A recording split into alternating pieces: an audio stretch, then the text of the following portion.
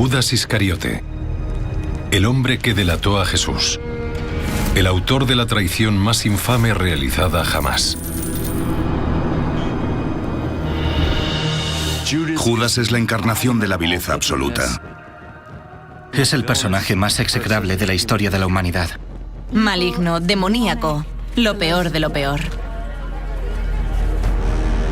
La aparición de un texto insólito da un nuevo giro a la historia de Jesús y Judas. Un libro perdido con información secreta que fue declarado herético hace 1600 años. Resulta espeluznante. Un acto terrible. ¿Conseguirán estos nuevos datos desvelar el verdadero significado del Evangelio de Judas?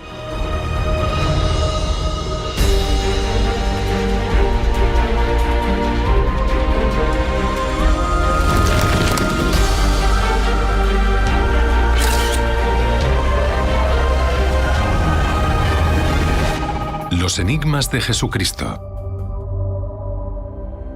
El Evangelio de Judas.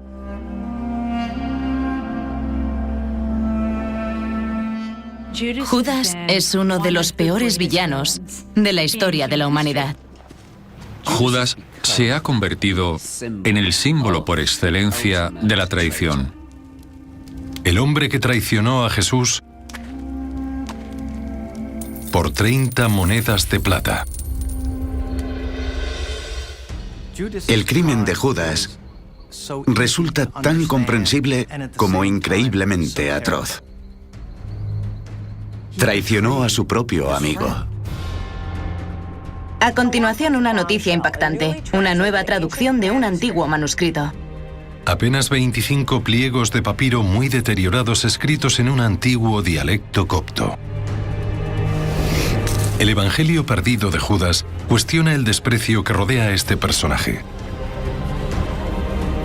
La pregunta es si los fragmentos aparecidos recientemente completan el Evangelio obligándonos a reconsiderar el papel que desempeñó Judas en la historia de Jesús. La historia de Jesús y de la crucifixión no gira en torno a quién hizo qué, sino a por qué lo hizo. ¿Por qué traicionó Judas a Jesús? Esa es la pregunta más importante que plantea este Evangelio.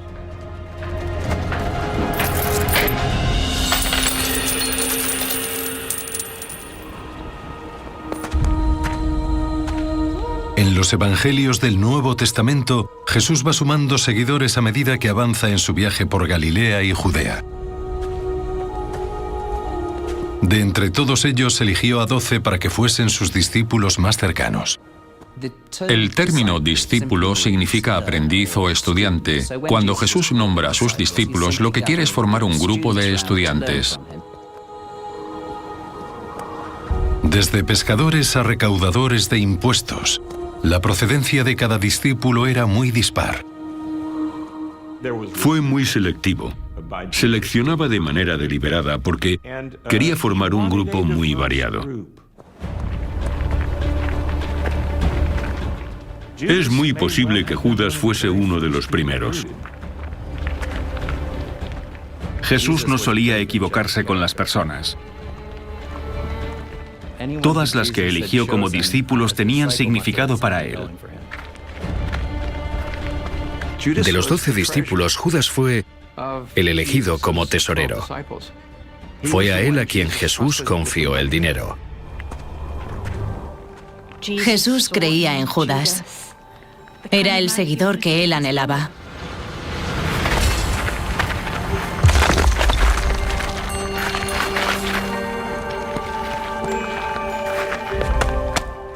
Eran amigos y tenían una relación muy estrecha.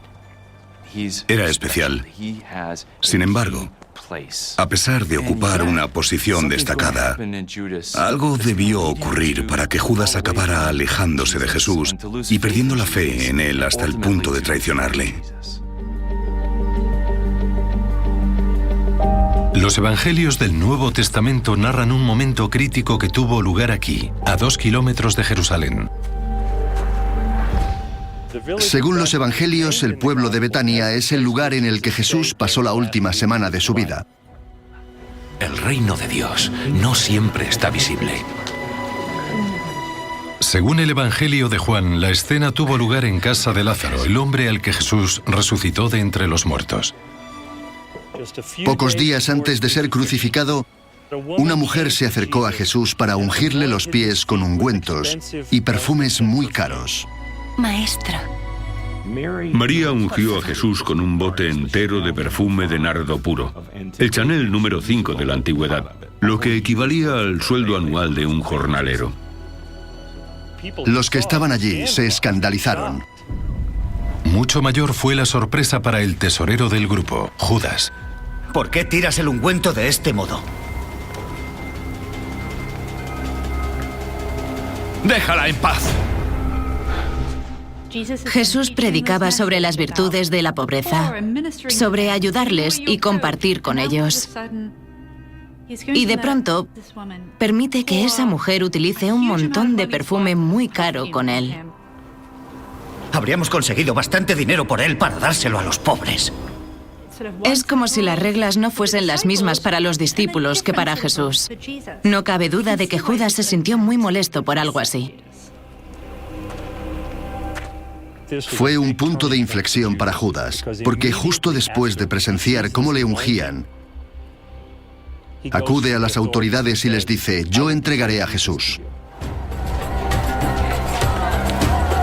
Pero al día siguiente, durante la mítica entrada de Jesús en Jerusalén con motivo de la Pascua judía, Judas está junto a él.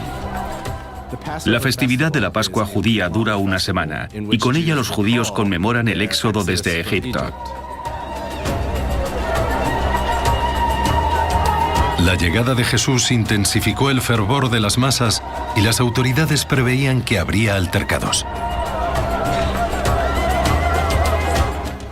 La llegada de tantos peregrinos a la ciudad colocaba a los romanos en una posición muy delicada. La Pascua judía celebra la liberación de la esclavitud, y había poca diferencia entre la esclavitud en Egipto y su liberación y la tiranía de los romanos. En ese momento Jerusalén era como una bomba de relojería. Jesús, un personaje mesiánico, hace su entrada en la ciudad cuando se celebra la fiesta judía más importante bajo la recelosa mirada de los romanos. Los romanos tenían claro que aquello saltaría por los aires en cualquier momento. Los sacerdotes judíos decidieron apresar a Jesús para evitar las represalias de los romanos en caso de altercados. El escenario para la peor traición de la historia estaba listo. ¿Es consciente Judas de lo que está haciendo? ¿Está resentido con Jesús o simplemente desilusionado? ¿Está confundido? No sabemos qué empujó a Judas a hacerlo, pero puedo imaginar muchos motivos. Según el Evangelio de Mateo, Judas traicionó a Jesús por 30 monedas de plata. No creo que fuera avaricia, porque Judas había pasado los últimos 3 años vagando por el desierto de Judea y por Galilea sin obtener mucho a cambio. ¿Por qué de pronto iba a ser tan avaricioso? ¿Qué fue entonces lo que empujó a Judas a traicionar a Jesús? Estoy con Jesús de Nazaret y puedo llevaros hasta él. Algunos expertos creen que Judas era un celote. Celote es un término técnico utilizado para designar a un grupo de revolucionarios que se oponían a Roma de manera violenta.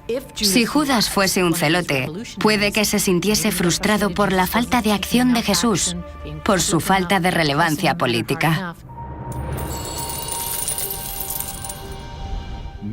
Puede que le entregase con la esperanza de provocar un enfrentamiento entre Jesús y Roma, un conflicto que empujase a Jesús a iniciar acciones que pusiesen fin al Imperio Romano.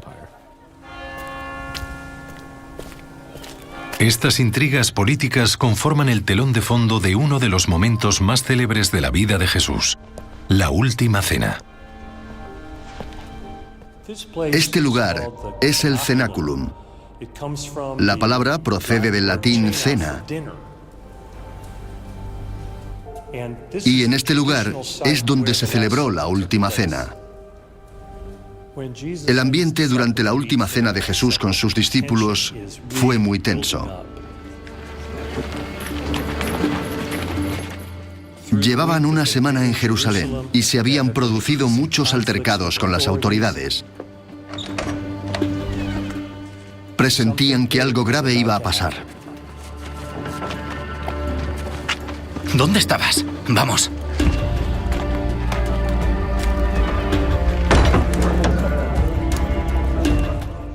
Como se describe en los Evangelios, la última cena estuvo impregnada de malos augurios.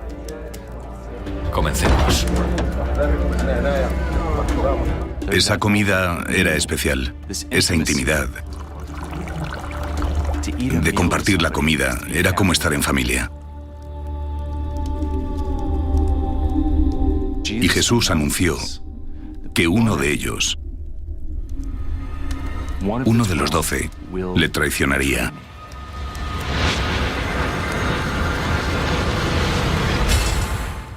Jesús ve cómo los acontecimientos toman un derrotero inesperado.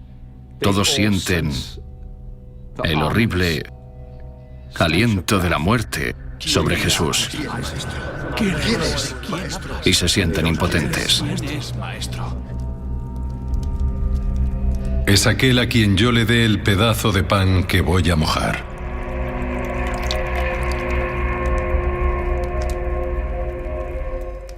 Judas fue señalado como el traidor a Jesús. Judas sale bruscamente del cenáculo. ¿A dónde se dirige? ¿Qué haces?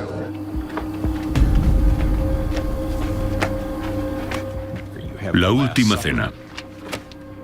El jardín de Getsemaní. Es una noche interminable. Mientras los discípulos duermen, Jesús pasa la noche rezando.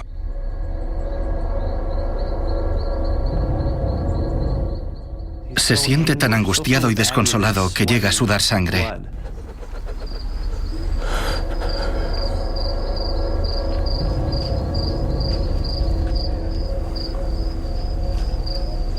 Será aquel al que bese. Arrestadle y lleváoslo.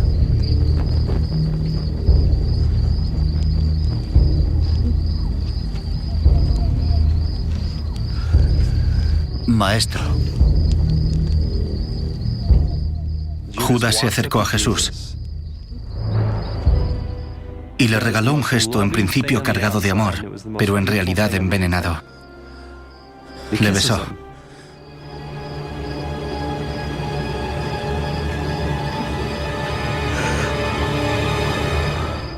¡Jesús de Nazaret!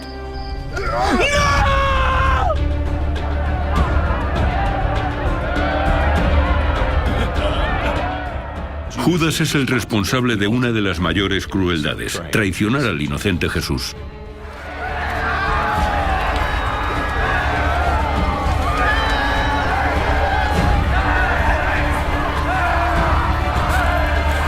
Desde entonces el nombre de Judas es sinónimo de traidor.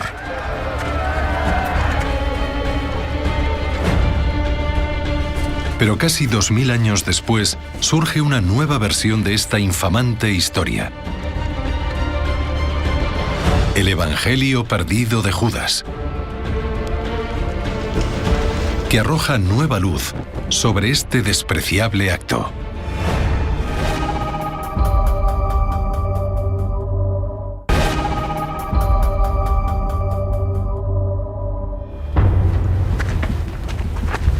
En 1978 se encontró una misteriosa caja de piedra enterrada en el desierto de Egipto.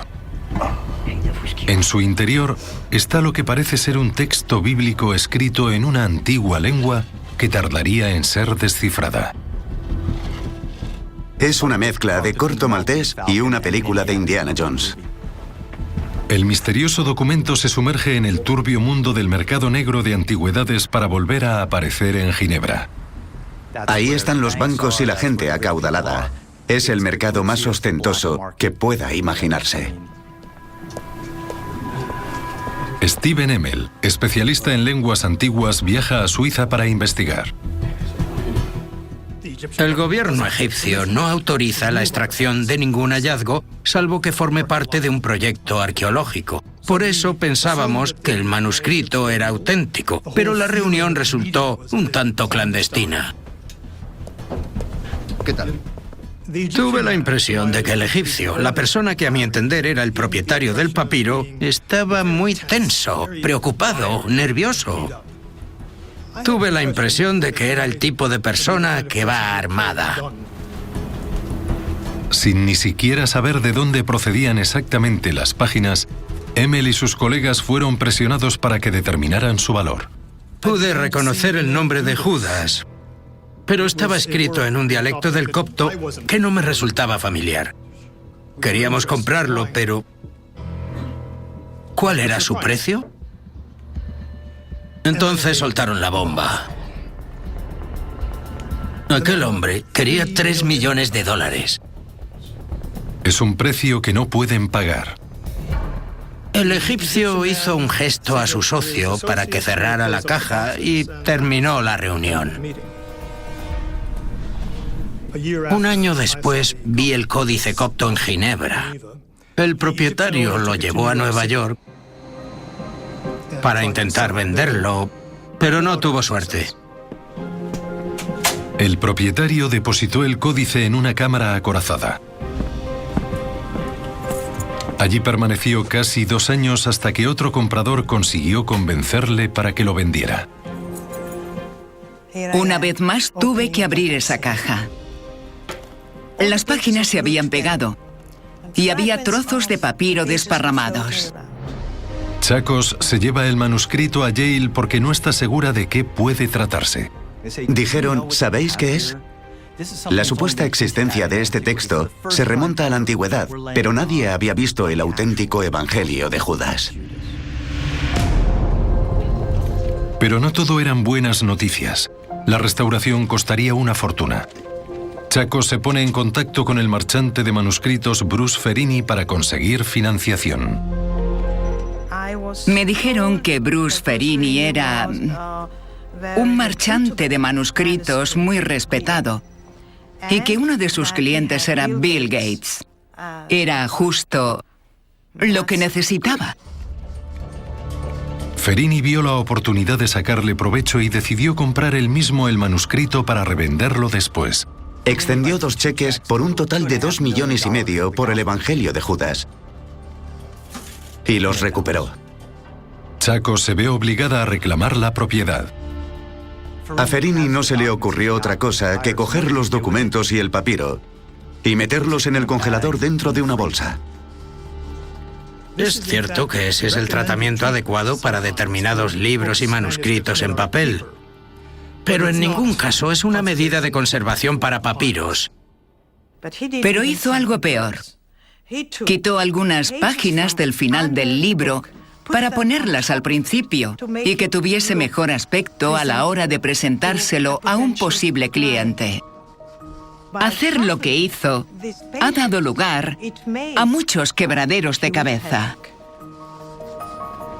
Para intentar salvar el Evangelio de Judas, Chacos pide ayuda a un experto conservador de Suiza para que comience la laboriosa reconstrucción. No solo hay que restaurarlo, también tienen que autentificarlo.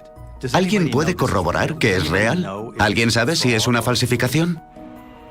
Para demostrar que no es una falsificación moderna, es necesario demostrar que el Evangelio data de principios de la era cristiana.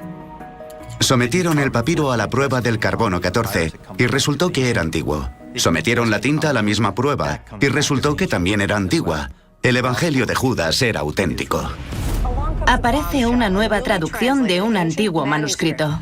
Es un asunto de proporciones bíblicas. El Evangelio de Judas está siendo objeto de un intenso y acalorado debate. Por fin, en 2006, casi 30 años después de su descubrimiento, el Evangelio de Judas se da a conocer al mundo. Se trata de un nuevo evangelio en el que se narra una nueva versión de los últimos días de Jesucristo. Es un diálogo entre Jesús y Judas. Es la única copia que se conoce de un texto escrito originalmente en el siglo II después de Cristo. Sigue sin saberse quién es el autor real del Evangelio de Judas. No es el Evangelio según Judas. El resto de los evangelios que se conocen se escribieron por un discípulo u otro. Pero en este caso, no se trata forzosamente de la perspectiva de Judas, sino de un texto sobre Judas. El Evangelio recurre a la ya conocida escena de la Última Cena para describir una imagen de Judas y de Jesús muy distinta a la de la Biblia. En el Nuevo Testamento, Jesús es un mentor. Digamos que es amable con sus discípulos. El Jesús que nos muestra el Evangelio de Judas no es el mismo que describe el Nuevo Testamento. Es un personaje mucho más misterioso que se expresa de manera tan enigmática que la mayoría de las veces no sabíamos qué significaba todo aquello. ¡Que el más fuerte de vosotros me enseñe a un humano perfecto! Pero eso no es todo. También Judas es un personaje distinto. Los otros discípulos no consiguen entender a Jesús. Solo Judas tiene la valentía de plantearle sus dudas. Sé quién eres y de dónde vienes, pero no soy digno de decir el nombre de quien te envía. Para Jesús, Judas es el único discípulo con quien siente que puede hablar abiertamente. Judas le comprende perfectamente. Se quedaban los dos a solas y Jesús le hablaba de cosmología, de su destino y del papel que desempeñaría Judas en la historia de la humanidad. Este Evangelio ofrece una nueva versión de la traición a Jesús y exonera al hombre al que la historia había vilipendiado, Judas Iscariote.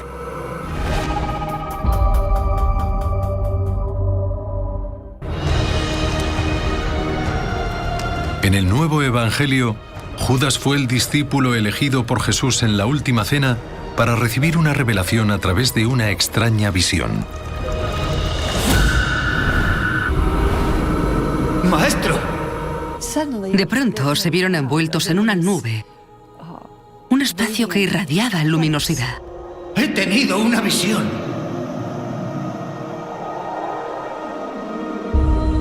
Una casa tan grande que mis ojos no la podían abarcar. La idea es que en ese momento iba a recibir una revelación divina, que después de eso, los cielos se abrirían para revelarle algo. Te he contado los misterios del reino. Jesús le ayudó a comprender lo que había que hacer. Formaba parte de los designios de Dios. Tenía que traicionarle. No le movió la codicia, la maldad o la envidia, ni nada que no fuese la obligación de obedecer a Jesús. Judas se adentra en la nube de luz, donde recibirá la revelación espiritual. ¡Judas! La visión transformó a Judas. Ahora sabe que forma parte de una misión sagrada. Jesús deseaba ser sacrificado. Le pidió a Judas que le traicionara. Y Judas respondió, ¿por qué yo? Y Jesús le dijo, porque tú eres el más próximo a mí. Te ruego que lo hagas.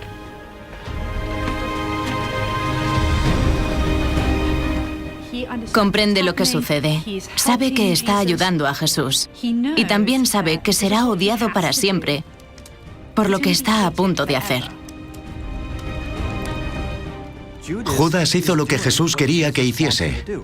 Dios envió a Jesús para que muriera por los pecados de los hombres. Alguien tenía que traicionarle, alguien tenía que cumplir esa misión. Jesús le dijo, debo morir en la cruz para cumplir la misión que me fue encomendada. Judas no es el malo. No es ese traidor indeseable que tan a menudo se describe en la historia de la cristiandad. Judas, el traidor por excelencia, es un héroe. Esto causó un impacto tremendo.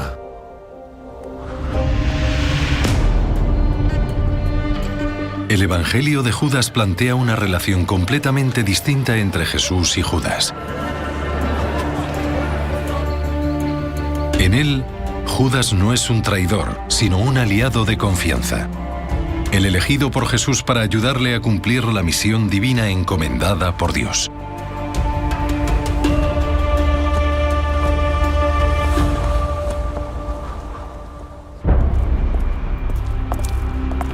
Pero en 2007 otro estudioso de la Biblia empieza a cuestionar esta interpretación.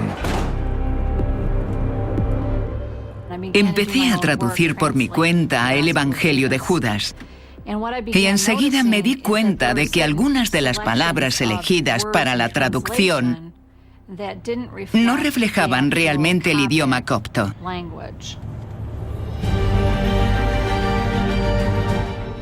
Esto hizo que me lo tomara más en serio y revisara todo el texto preguntándome, ¿qué dice aquí realmente? April de Konig ha viajado a Ginebra para poder ver con sus propios ojos el papiro original del Evangelio de Judas que custodia la Fundación Bodmer. Madre mía, mira esto. Justo cuando Judas iba a ser finalmente rehabilitado, April de Konig lee por primera vez el papiro y se encuentra con que no dice lo que pensábamos que tenía que decir. La traducción está repleta de errores desde la primera página, de hecho desde la primera línea.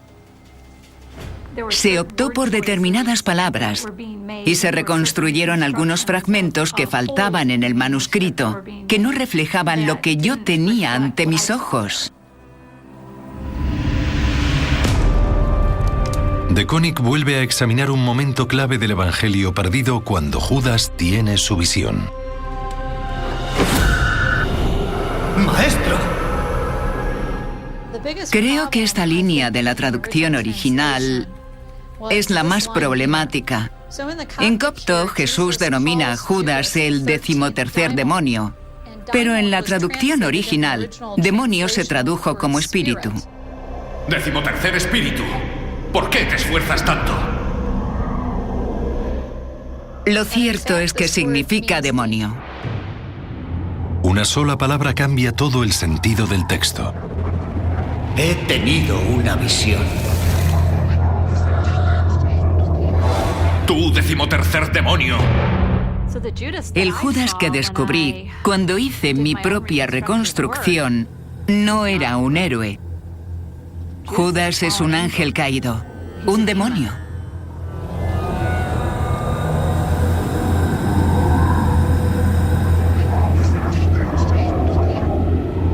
Y un ángel emergió de la nube, y su rostro exhalaba fuego y estaba ungido de sangre.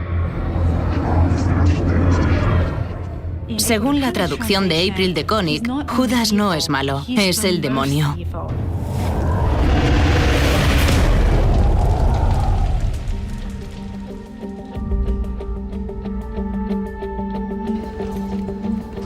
En 2008 comienzan a aparecer fragmentos del Evangelio de Judas nunca vistos hasta entonces. La historia de Judas está llena de sorpresas, y esta era una más. Bruce Ferini, un marchante de Ohio, había conservado algunos fragmentos del papiro del Evangelio de Judas. Estos fragmentos estaban entre los bienes que embargaron a Ferini cuando quebró. Por primera vez había una versión íntegra del Evangelio de Judas. Pero nadie podía sospechar lo impactante que iba a resultar el verdadero mensaje.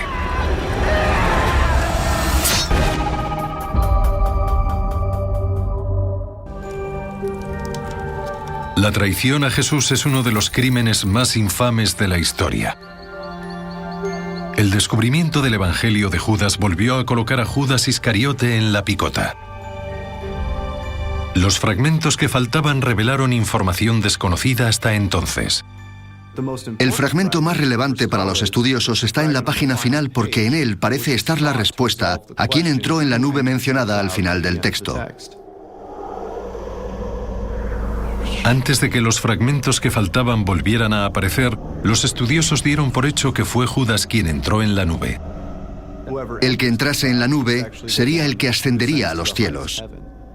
En el fragmento final, se aclara que fue Jesús el que entró en la nube y no Judas. Al autor del texto, la persona que más le interesa no es el propio Judas. Independientemente de si Judas fue o no buena persona, la mayoría de los estudiosos coinciden en que el Evangelio de Judas no gira en torno a la figura de Judas. El autor hace una crítica implacable de los discípulos. Lo que sorprendió del Evangelio de Judas es que ninguno de los discípulos era bueno. Ese tendría que haber sido el titular. Ninguno de los discípulos era especial. El Evangelio de Judas no solo pone en entredicho su figura durante la última cena, sino la de todos los discípulos. Lo sorprendente del Evangelio de Judas es que los discípulos aparecen como unos idiotas que no se enteran de nada, incapaces de comprender la verdad. La verdad es que para Jesús eran una causa perdida. En el Evangelio de Judas, Jesús llega a burlarse de las oraciones y la veneración de los otros discípulos. ¿Te estás riendo de la oración de acción de gracias? Parece que llevaran a la gente por mal camino. ¡Es lo correcto! ¡No me estoy riendo de vosotros! ¡No hacéis esto! No hacéis esto por vuestra propia voluntad. Me río porque en ella vuestro Dios será alabado. Los discípulos que describe el Evangelio de Judas están muy despistados. La descripción que hace de Judas y de los discípulos es la clave para entender el verdadero mensaje del Evangelio de Judas. Se acusa a los discípulos de actos despreciables. Sin duda, son los villanos de la historia. En el pasaje del inquietante sueño, el autor no deja lugar a dudas. Las pesadillas de los discípulos son terroríficas. Es un pasaje espeluznante. Sacrifican a sus mujeres y a sus hijos. Hay hombres teniendo relaciones con otros hombres. Vimos una casa en la que había un gran altar. La visión es un compendio de pecados que les provoca temor. No están seguros de lo que significa. Y 12 hombres que eran sacerdotes. Jesús les respondió: habrá grandes atrocidades en mi nombre y vosotros seréis quienes las cometan. Los que recibieron las ofrendas en el altar fuisteis vosotros. Estaban convencidos de servir a Dios y a Jesús, pero habían estado equivocados. El mensaje del Evangelio de Judas no gira en torno a su traición en vida de Jesús, sino de cómo se traicionaría su mensaje una vez muerto. El autor de ese evangelio está enfadado, pero no por lo que sucedió en el siglo I entre Jesús y Judas. Está enfadado con los líderes de la Iglesia del siglo II. El Evangelio de Judas critica abiertamente a todos los discípulos de Jesús, unos discípulos presentados de manera crítica como símbolos de la Iglesia ortodoxa del siglo II. El texto es una crítica a la mayoría de los cristianos, que han sucumbido a la veneración, liderados por obispos o clérigos. Y los autores de este texto no están de acuerdo con ese servicio religioso y alientan abiertamente a la gente para que no participe más en ellos. El Evangelio de Judas es polémico. Es una difamación política contra los dirigentes de la incipiente Iglesia. La Iglesia apostólica estaba creciendo. La Iglesia como institución también. El cristianismo estaba emergiendo. El Evangelio de Judas es un texto en contra de este cristianismo institucionalizado. Escrito décadas después que los evangelios del Nuevo Testamento, el Evangelio de Judas no es una historia sobre Jesús, sino una condena a los líderes de la primera Iglesia. Eso no es así. Nos ofrece una visión alternativa de la formación del cristianismo. No lo describe necesariamente como algo que se desarrolla de manera armoniosa. Hay disensiones en el grupo. Hay muchos que creen que están perdiendo el norte. Lo que sugiere el Evangelio de Judas es que los líderes de la Iglesia están equivocados. Es más diabólico que divino. El Evangelio de Judas llegó a ser tan controvertido que en el 180 después de Cristo el obispo de Lyon lo declaró herético. No me sorprende que acabaran considerando este texto una herejía.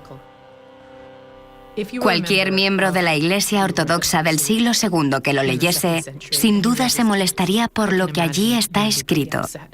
Es una crítica demasiado mordaz a sus creencias y a todo lo que ellos representaban. Censurado por la Iglesia, el Evangelio de Judas permaneció enterrado casi 2000 años. Pero la historia no ha perdonado a Judas ni olvidado su suerte.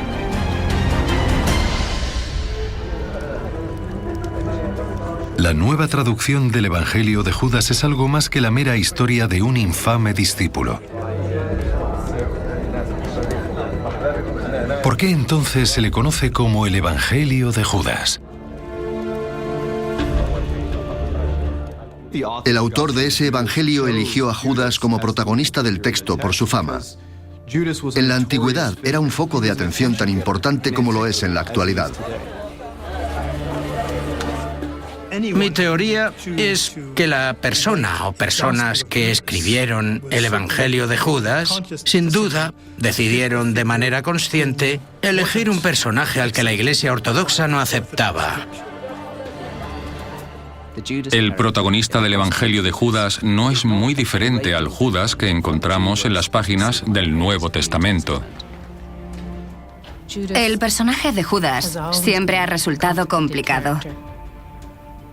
Siempre ha habido ambigüedad y fascinación en torno a Judas.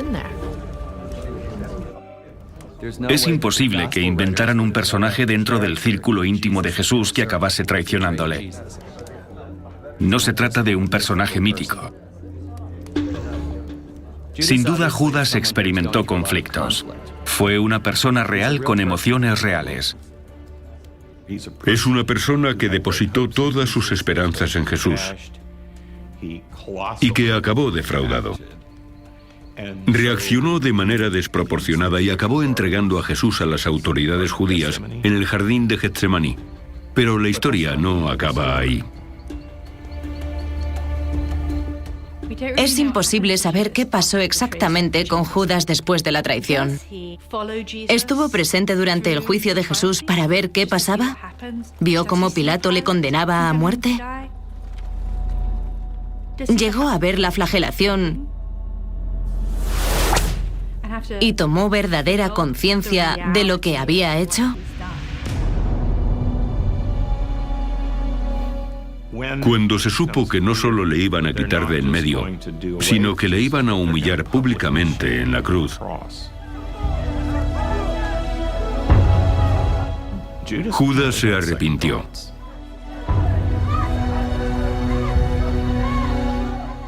Cuando condenaron a Jesús, una parte de él sintió remordimientos. Seguro que se sintió culpable. Hay pruebas de su arrepentimiento. ¡He pecado! ¡Traicioné sangre inocente! Al final les arrojó el dinero a la cara. No quiere ensuciarse. Es dinero manchado de sangre.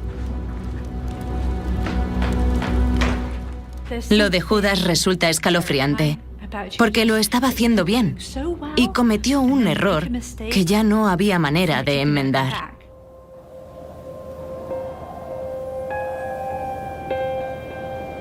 Aunque todos los evangelios del Nuevo Testamento consideran a Judas el traidor a Jesús, solo uno, el Evangelio de Mateo, narra el final de su historia.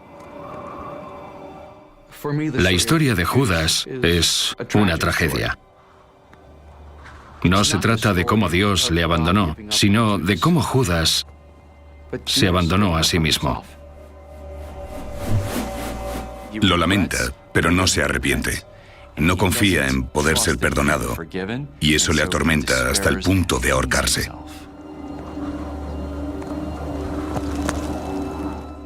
Probablemente Judas sea el personaje más trágico de la historia. La persona que traiciona al Inmaculado Hijo de Dios y después se suicida. No conozco una historia más trágica que la suya.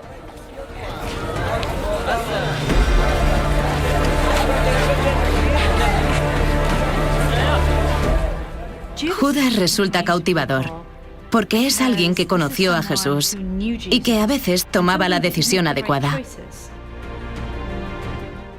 Siento compasión por Judas, porque aunque ha acabado siendo el villano, no deja de ser humano. Si fuésemos humildes, reconoceríamos que todos somos un poco Judas a veces. Resulta injusto derribar a alguien de manera simplista. Cuando nos centramos solamente en la vileza del comportamiento de Judas, no le vemos como le veía Jesús.